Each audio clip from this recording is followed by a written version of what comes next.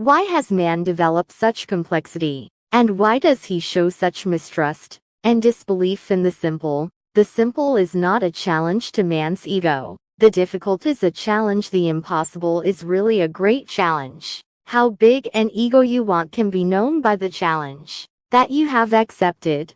By your ambition it is measurable. But the simple is unattractive to the ego. The simple is the death of the ego. And man has chosen complexities even in places where there was no need of complexity at all, for the simple reason that with complexity, he can go on growing and strengthening his ego. He goes on becoming more and more important in politics, in religion, in society, everywhere. The whole of psychology is geared to make the ego stronger. Even the psychologists stress the point that a man needs a strong ego. So education is a program to give you ambition by punishment and reward, to drive you in a certain direction. Your parents from the very beginning are hoping for too much from you. They think perhaps Alexander the Great has been born to them, or their daughter is nobody, but the reincarnation of Cleopatra. Parents condition you from the very beginning that unless you prove yourself,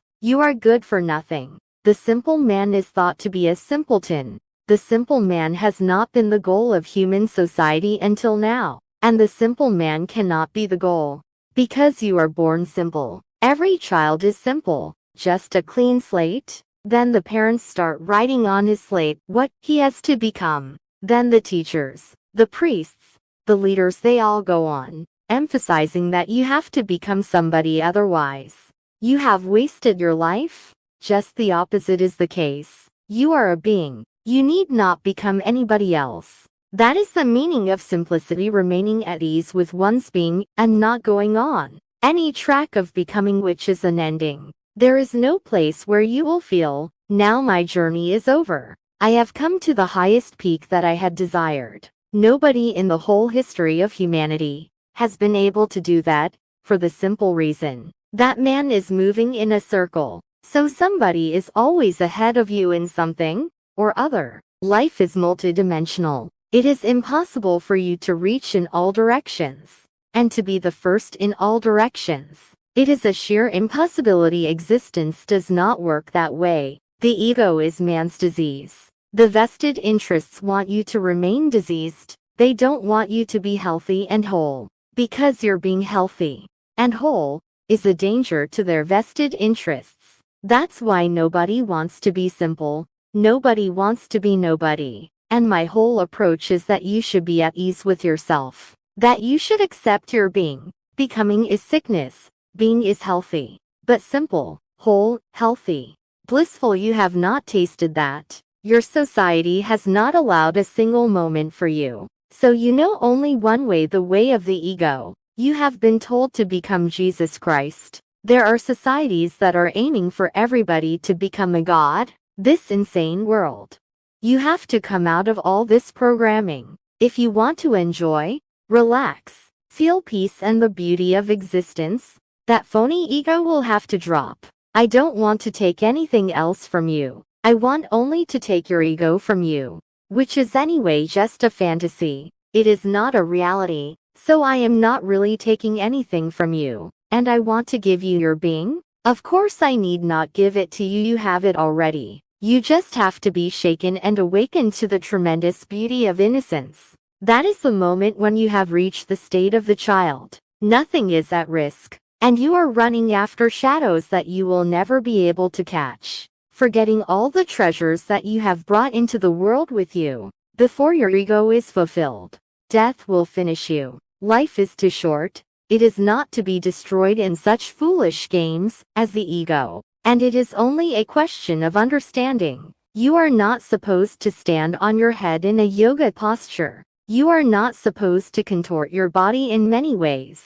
For many years doing yoga exercises. You are not supposed to fast for months together to purify yourself. In fact, all these ways are also the way of the ego. The man who can stand on his head for 12 hours makes a record. He is destroying his whole intelligence by standing for 12 hours on his head. It will be a flood. Your fragile nerves, which are so small, so delicate will be simply damaged. That's why no yogi has contributed anything to the world. If God wanted you to stand on your head, I can't think why he allowed you to stand on two legs. In the very beginning he would have told Adam and Eve, just stand on your head, and that would have been a far better strategy by standing on their heads. I don't think they would have reached the tree of knowledge, or the tree of eternal life. But you have legs to walk with. The scientific fact is, animals cannot create intelligence. They have brains. Some animals have bigger brains than man. The dolphin has a bigger brain than you. The elephant, almost the same size brain as you. But why have elephants not been as intelligent as men? For the simple reason that the elephants cannot walk on two legs. In the circus, once in a while he sits on a stool. That is not going to help.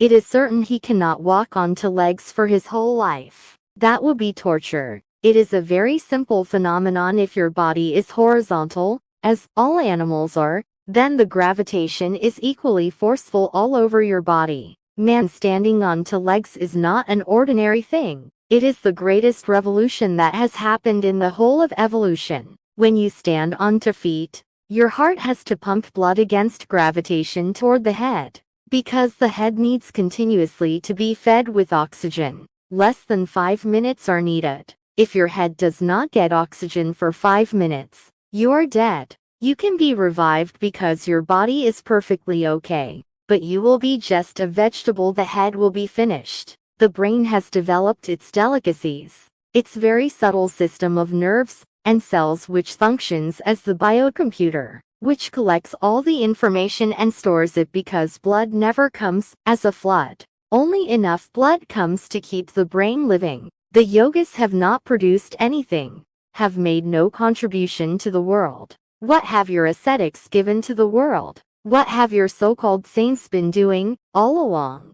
These are the people you have been worshipping. And why have you been worshipping them? For the simple reason that you cannot stand for 12 hours on your head. The yogi is doing something difficult. A man is standing naked in the snow in the Himalayas, and people come from thousands of miles to touch his feet. All that he is doing is getting frozen and dead. What is his contribution?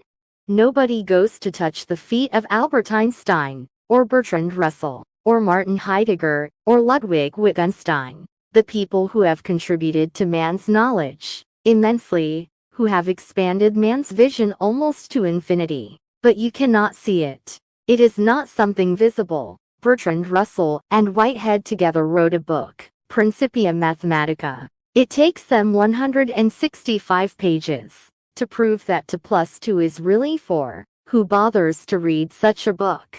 165 pages. And the ultimate outcome is 2 plus 2 is really 4. Nobody reads the book. And that was one of the greatest contributions to humanity. Bertrand Russell and Whitehead managed to make mathematics a solid foundation for any science to grow from. You get easily interested when somebody is cycling for 24 hours, and hundreds of people go to watch him. He will not eat, or he will eat while bicycling. Of course, he has a certain control over his bladder. He is doing something difficult, and he feels great. His ego is getting higher and higher. From 24 hours he will go to 48 hours, and so on and forth. And the more he can manage, the more people will be coming to him. The people are mediocre, and these are their heroes, who are even more mediocre. Simplicity will not attract anybody toward you. In fact, to become as simple as the child, instead of attracting people to you and making you something great, may keep people away from you, saying, he is only a child. Perhaps they cannot answer. There is no answer to those questions. Your innocence will create curiosities that will be cutting the roots of their beliefs and their faith.